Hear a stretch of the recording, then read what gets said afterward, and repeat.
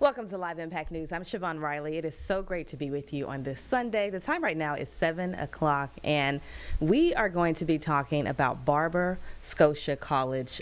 They have definitely had a long journey when it comes to just keeping the college open. And right now we are joined by the president, Chris Ray. Thank you so much for being with us. Thank you so much for having me. Yeah, this is a busy man. It was hard to get him on this show, but we are so glad that you are here. Don't do that. Don't do that. We are so glad to have you here. My honor. My honor. Thank you. Before we go into detail and talk about Barber Scotia, first of all, tell us a little bit about yourself. Oh, my goodness. Just an island boy from the Virgin Islands who made his way to North Carolina. My grandmother raised me. My uncle was in the military at Fort Bragg. So we moved to the Fayetteville area, grew up there, was a track and field guy, All-American, went to East Carolina undergrad. Okay. Go Pirates. Then I enlisted into the Army. Got deployed to Iraq, Afghanistan, got out, went to law school, then joined the National Guard, and after law school, and then went back home to Spring Lake, became the mayor of the city. Wow. After that, I went back and worked at the Pentagon for a little bit, then retired after 22 years and started a couple of businesses. And then one day I woke up and now I'm the president of a college. Wow. So, a busy somewhere along the man. lines, I became the international president of Phi Beta Sigma. So I've been out here. Wow. Yeah. You are very popular. Wow. It is an honor to be in your presence. No. So we're talking about Barber Scotia College, and there is no doubt the college has definitely gone through some tough times. Can you talk about that? Just some of the challenges that the college is facing right now. Sure. Well, I will say that in 2004, the college lost its accreditation. In losing our accreditation, it created a chain of events in the life of the institution. Students, of course, started leaving because they had to go to other schools so that they could graduate with their to be accredited.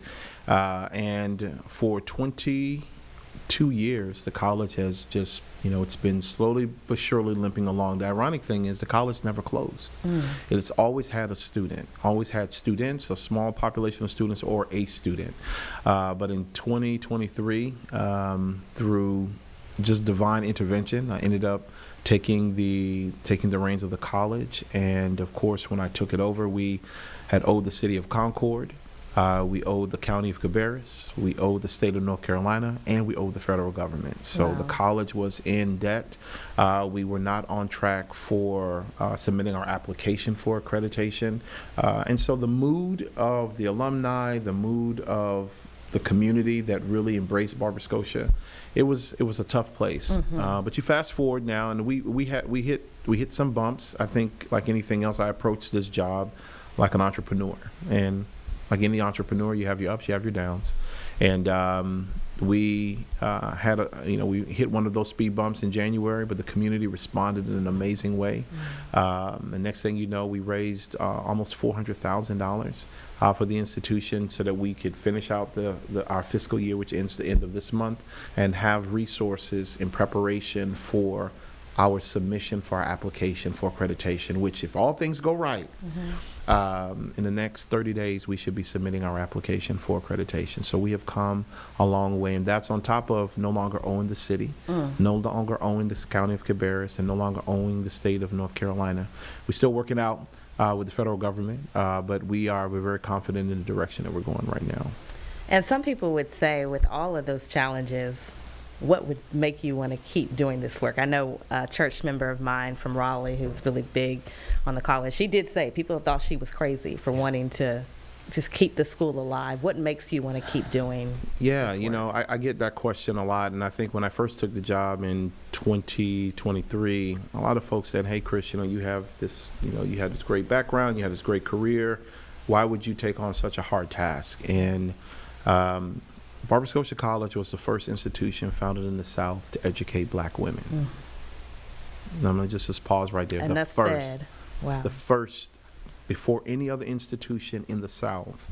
When Abraham Lincoln signed the Emancipation Proclamation in 1965, 2 years later, Barber Scotia College was founded. And so you're talking about over a century of history that would have literally been lost. That's the first part of it. The second piece to it is that there is no secret that HBCUs have stood in the gap for the marginalized communities, not just African Americans. Yes, in the beginning, because we needed to start our own institutions because our majority institutions would not let us in. But over time, HBCUs became the place for everybody who couldn't get into the Chapel Hills of the world or the Harvards of the world or whatever you want to say. And not because we were inferior, because we understood the mission, which is that everyone has an obligation and a right and should have a right to be educated. And we became that place. And I just could not imagine ripping that out of the fabric of this country. So we couldn't pull that patch out, because what you end up doing is it puts another strain on all the other institutions that are like that. So I realized that it was important for me to take all this experience that I had. And of course, when you're on a journey like this, right, it is a lot of faith. And you think about the fact that I had my government experience, I had my private sector experience, I had my nonprofit experience. And so when you're going on all these different journeys in your life, you're like, why am I doing all this? And then you get a job like Barber Scotia, and you realize that it was all for this moment, to address all the challenges and the issues for us to get to that place. And that's the way it's been. And I mean, through the engagement with our board of trustees and just our amazing alumni, we have been able to navigate into a place where we never thought that we could, while being very public and very transparent about our journey. So it ain't been all roses in the almost 3 years that I've been there, right? But I will tell you that it has been a lot of blood, sweat, tears, and hard grit. And when we pull this off, it will be a testament to why success can happen if you just put in the work. Wow. I love that you said when we pull this off. Oh yeah, words absolutely. have power. Absolutely, it absolutely does. And all I do is win. So I don't love it. Yeah. When you think about, you have definitely made some strides to, you have raised close to $500,000 for the college, correct? Or or even more. We've raised a lot more than that. Okay. In this year, this fiscal year, we will have eclipsed almost $700,000. Okay. Oh, wow. But in my time period of being there, we've raised well over $2 million for the institution. How does that make you feel when you think about where the school was and where it is right now, and just the strides that you've made? Oh man, it lets me know that I am not alone. Let me tell you something. It has been a lot of folks on this journey with me, and a lot of folks, I'm the president, so they always, Prez, we appreciate you, but it is the donor who sends a check for $159 every single month. Wow. Because we're 159 years old, right? And she started sending it when I got there when we were 157, and then 58 and 59, and I know she's going to send 160 next year when we turn 160 in January. They just believe, and I'm proud of the strides we've made, but I know that I just haven't done it by myself, and it has been, man, when I say this has been a journey, man, it has been a journey I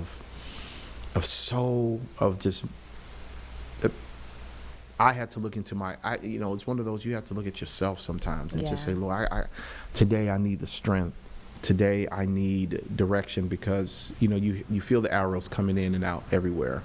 But when I think about how far we have come, especially in fundraising in this environment, let me first say that I have presidential peers who are at accredited institutions, and it's a challenge for them. Now, of course, they're still raising a lot more than I am, but the mere fact that I can raise almost $1 million in a fiscal year for an unaccredited institution, but primarily because of folks who believe in, I've gotten checks as far away as California from someone who will say, President Ray, the sweetest notes, I don't know you.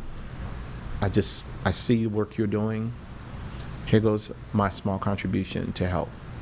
So when we win this thing, it will be not only just my victory, but it will be a lot of folks' victory who has, because if it wasn't for them, I couldn't keep going. I just couldn't. We couldn't continue to pay the light bill, the water bill, all of the, because there's still expenses, right? The college is not completely shut down. You can't turn the buildings completely off, because their deterioration rate will just explode. And so we couldn't. So of course, you still have to have electricity running through those wires. You still have to have water going through the pipes. So it's an ongoing infrastructure thing. It's not like Barber Scotia has one building. We have almost 20 buildings on that campus. Wow. That has been sitting there for 2 decades. And think about, most HBCUs have infrastructure issues. Think about the fact that that's 20 years of sitting there now. But think about the infrastructure challenges a school had when it was a bustling institution, and all the deferred maintenance then that has not been addressed. So it wasn't addressed then, and it wasn't addressed over the last 2 decades. So yeah, so even once we get accredited, we still got a long ways to go. And you are really bringing people in the community hope. What is your message to those folks, to the students, to the community, just about the importance of keeping this college alive? Yeah, so I sometimes I ask people to, imagine themselves on a journey, like a Barber Scotia, right? There was a time when Barber Scotia was riding high. I mean, I've seen old magazine articles where we were ranked, one of the top HBCUs in the nation, right? And we were the thing. And then we have our moments wherein, we were at the peak, we were at the mountaintop. And then we have our valley moments. I tell people all the time, Barber Scotia's journey is no different than the journeys that we all have in our own lives. There are times when we're riding high, things are great. Yeah. And then there are moments when we are in the valley, right? And sometimes the only way to get out the valley, sometimes is by people helping to pull you out. Sometimes you got to truly pull yourself up but it comes through faith, right? There's a quote at Barber Scotia. It's in our chapel. It says, "In the beginning, faith." And it is truly, and sometimes that's all you have to get yourself out the valley. And to think about the fact that here goes an institution that has been limping along for 20 plus years, and there were still people who believed. So my message to folks in the community is, if we can still believe, and we have made this tremendous amount of progress, then you could do the same as well. Who doesn't want to be a part of something like that? Yeah. And so when I got the keys to the institution, we didn't have faculty, we didn't have staff, we didn't have students. It was just me, the keys, and the building. And you fast forward now. Last semester, in the fall of 2025, we had 117 students enrolled at the institution. We had over 80 faculty and staff. Many of them, they volunteer, right? They have their full-time jobs, and they still lean in and are helping me move the needle for this institution. They didn't have to do that. So if anything, we are a shining example of what happens when people come together. And so the message is that when we are accredited, that's going to be a part of our DNA. That's going to be a part of our character. Who don't want to be a part of that? Yeah. And what do you say to the naysayers, to the people who doubted this project and still do doubt it? Oh, sure.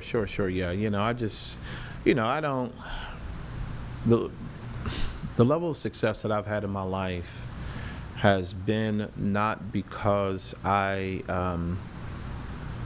took time to put energy into folks who are naysayers, right? I could say something really pithy like, let your haters be your motivators. But the reality is that, everybody don't get the vision that I get. That's why God gave it to me and not them, right? I am equipped with the tools necessary to move the needle for this institution. That's why I'm here. Yeah. Unfortunately, they are not, and that's okay, because you're gonna have your Barber Scotia moment. And hopefully you'll have the tools to be able to make it happen, and you should, because that will be your moment. And but I got mine, and so just know that when we are accredited, just make sure you go to our website and click on the donate button and make a contribution to Barber Scotia in our future, because you want to be able to say, man, I was wrong.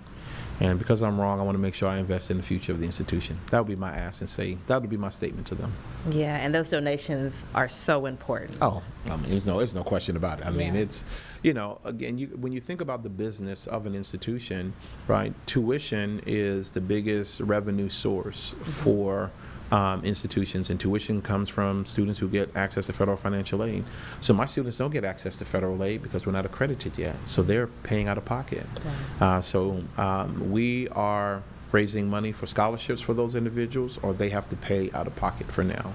So we make it affordable, right, for them. But then by making it affordable, we don't end up covering all of our costs. So that means I have to raise money for other things, right?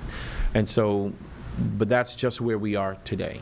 And again, that's me being transparent and letting folks know. So when individuals send in their $50 or their $100, or the one donor who gave us $20,000, Wow. right? Because they believe in what we're doing. I go online and I say, thank you for the $500 that came in, and we just bought this, air conditioner. I let folks know that their dollars are being utilized for the right thing, because that's my responsibility, right? There's so much in our nation right now where institutional trust is a little shaken, right? I got a responsibility to make sure that I let folks know that I'm being a good steward of their resources, and clearly it's been working because it's been 3 years, and I'm running a whole college with under $1 million. To make sure that we are still here. And I don't know anyone who has the capacity to do that. I'm sure they're out there, but I know that some of my peers are like, whoa, how are you even, Yes. how are you doing that? Ain't nothing but God, man. Ain't Wow. nothing but God. Ain't nothing but God. We want to keep this conversation going. Hopefully you have about 15 more minutes after I the got a little bit break. of time. I got a little bit of Look, time. You were hard to get, so we're going to make sure we ask all the questions while you're here. But we will be back after the break with the president of Barber Scotia College. Stay with us.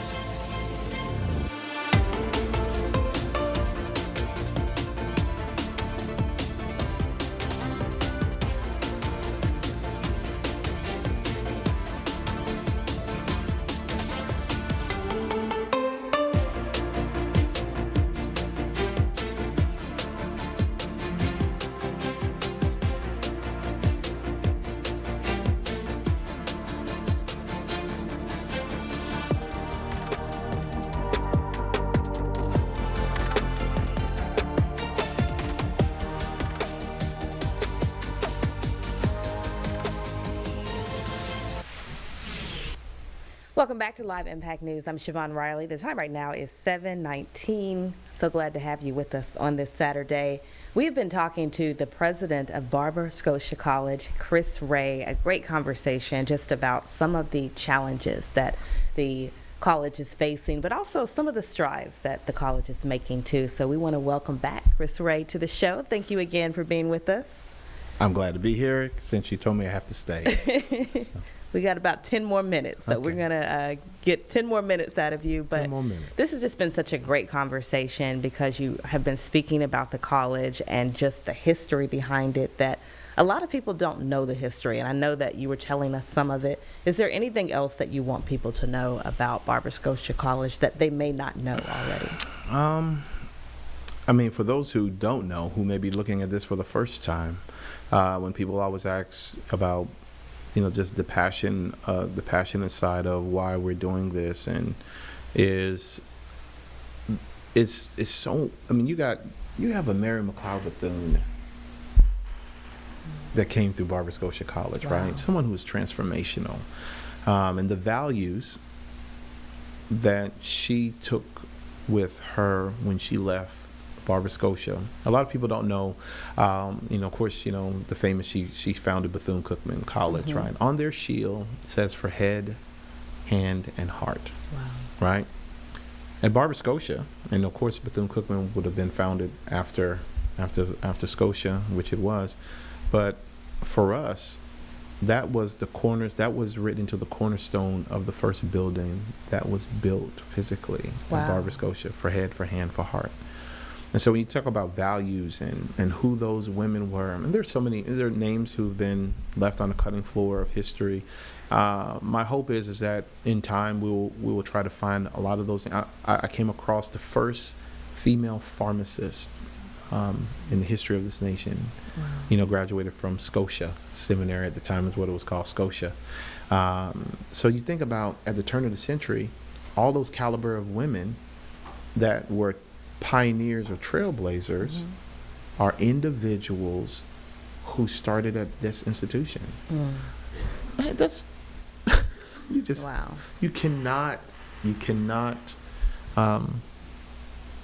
can't let that history go. Yeah. So Such an impact. And we've been talking a lot about donations, and it sounds like you've been blessed to get a lot of money coming in. Can you stress the importance one more time of just every little bit helps? oh yeah, there's no question. And I mean, the beautiful part about it is that there's so many ways to give. Of course, we've had individuals who have wanted to help us restart our endowment, which is that's a big deal, right?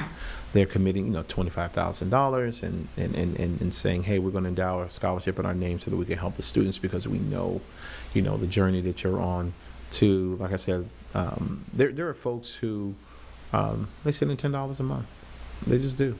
Yeah. And like I said, every bit counts, and when it adds all up, it makes a huge difference. And as we get ready for our 160th, which is going to be in January, when we turn 160 years old as an institution, we are going to be gearing up for our new, big major capital campaign. In this fiscal year coming up, my goal is very simple. I want to raise $1 million for Barber Scotia. I want to finally hit the full million, right? And so my goal is to ask 625 people or 625 organizations, or a combination of, to raise $1,600. It's amazing. $1,600. $1,600, whether it's your church or your fraternity or a group of you come together. I need 625 entities to just give us $1,600. That's $1 million. And speaking of donations and fundraisers, Hezekiah Walker, that seems like one of the most recent fundraisers that you held. I mean, it sounds like that was a good turnout, It too. was an amazing turnout, and it was an amazing concert, and he did an amazing job, and I appreciate him so much, and I thanked him so much, and he's the one who reached out to me. He called me. Oh, He was that's like, amazing. hey, I saw your video, I saw your plea, about Barber Scotia. He said, how can I help? And I was like, I need you to come and put an event on for me. And he said, sure, let's work out our calendars. And I've gotten some really great conversations. I've got some calls from some other folks that we're going to be making some announcements for the fall and for our 160th. So I'm cooking in the lab right now. So. And I'm looking at a story that my colleague did back in March, and it says if you can't donate, there are other ways that people can help. Talk about that. Oh, yeah, absolutely. We've had folks who have come to our campus. There's a gentleman. He has a power washing business, right? And so from time to time, whenever he has a free time, he comes and he power washes our sidewalks. So imagine 20, 30 years of no power washing of your, so he does that, right? He comes, he does that, and he leaves. You've had people who've come and painted our gates, folks who've planted flowers, individuals who come and edge up, it's whatever you can do. It doesn't have to be monetary. It could be, coming by today to blow some leaves and to pick up some, it's just, I'm there for all of it. Then you have, then I have folks who are like, hey, I'm a retired professor, I'm a retired, counselor, academic counselor, or I want to help in some kind of way, and I push them over to the provost and we get them plugged in. So it is, listen, it's all hands on deck. Like I said, when I hold that piece of paper in my hand that says that we are accredited, it will be because of the power wash guy. It will be because of that, the groove who came by one day and did what they did, or the links, or the deltas, or the sigmas, or the alphas, or the kappas, or the omegas, or the sigma gamma rhos, or the zetas, or the iotas. The churches, the amount of churches who have shown up, and it's when we had students on campus last semester. We had folks who they bring food for the kids. This will be everybody's victory. And so it lets me know what kind of institution we're going to have when we're fully back, because, I love meeting the little old lady who says, I learned how to swim at Barber Scotia. We had camps there where, I learned math, and that school was such a huge impact for Concord. And so think about all of the air being sucked out, when we lost our accreditation, because you're talking about jobs that were lost. Yeah. Because at one point, Barber Scotia was one of the biggest employers in the county. Now, of course, we got a lot going on in Cabarrus County, right? Yeah. So, but when we come back, we will be a huge impact there. When you think about all that growth that's happening, and to be the only four-year institution that will have a presence in that, in our county and some of the surrounding counties that touch Cabarrus, that's important. So we got work to do, and and I am trying to build the HBCU of the future. So what makes this journey even more exciting, we had some folks from the Gates Foundation that was on our campus yesterday, and which is a big deal. Right, and I was sharing with them about the future of the institution. I can't bring Barber Scotia back the way that it left, and so, but another attractive reason why I took the job was, who gets an opportunity to restart an entire college, but restart it with the eye on the future. Right, so I retired from the Army. 22 years as an information technology / cyber officer. Yeah. So all I think about is the future. So when we talk about artificial intelligence and we talk about quantum computing and all of the areas that I know that we can now infuse into the systems of a new HBCU, that allows us to become a blueprint. Because when you're a private HBCU, there are a lot of challenges, right? You don't get state funding, blah, blah, blah, blah, blah, right? So I gotta work on being the blueprint for better systems so that I can help my fellow smaller HBCUs that are out there so that they can do what they need to do in order for them to survive in this space. And we have the opportunity to be that institution. That's what makes this so exciting. Yes. And I'm going to ask you a few more questions before I let you go. What will that mean to you when you finally get accredited? What will that mean to you? I've been thinking about it a lot lately because we a couple of days ago we had our first official meeting with our entire board. Sometimes we meet, when I say our board of trustees, to give them the breakdown of everything we have in terms of our application. All the evidence, all the things that we're going to need for submission. And it just started becoming so surreal, like, oh my goodness, this is really happening now. And I've talked to the alum, I've talked to so many individuals, and I always say, yeah, we're getting ready to submit, and it's coming up, and it's, but it's like, oh, this is real now. Like we are on the cusp of submitting, and I have to believe that we're going to get it. because there's been too many prayers. It's just too much has happened. Like, That's a tweet right there. Too much has happened. I love that. Yeah, too much has happened for us not to get. I mean, when I took over, the biggest albatross around the neck of the college was the debt we owed to the city of Concord for over a decade. I mean, it was so self-defeating. I mean, I remember one lady said, she said, listen, we're glad you're here, but just don't think we're going to get that. So when we paid it off, it was a huge deal. And it was like the beginning of, this is possible. And then it was the county, then it was the state, and then it was all these other ancillary things. These wins started coming. So this has got to happen, because the person I believe in, and the Most High, they's been on this journey with us. And so it has been a test of faith of this journey of, are you going to let me do it, or you think you going to do it? Right? And so because I have said, I need you to do it, just send me the provisions. That's what this is all about. And I think that's what the lesson has been for me, so that as I continue to move in my life, I know that, hey, I can't do any of this. And so this will be the biggest thing that I would have ever done. I mean, I done been the mayor of a whole city. I done been the international president of a global fraternity. I done been to war, multiple times. But for me, this will be the biggest thing that I would have ever done, because when we pull it off, and those groups of students start coming for generations to come, you're literally talking about impacting generational lives. Who that's a big deal when that kid who's going to walk across the stage. So we have a group of students right now, I call them my heroes, they're legends, right? Because these are the group of kids who we're not accredited, who's on the journey with us. So so when they walk across the stage in 2 years and we are accredited, that will be the first of a group of individuals who was like, I'm the first to go to school in my family. And I took a chance at a school that wasn't accredited. Yeah. What does that mean for us, and what does it mean for them? It's just amazing to hear the stories of people who have so much hope, even when I know there are a lot of doubters and people who say, you shouldn't do this, you shouldn't do this.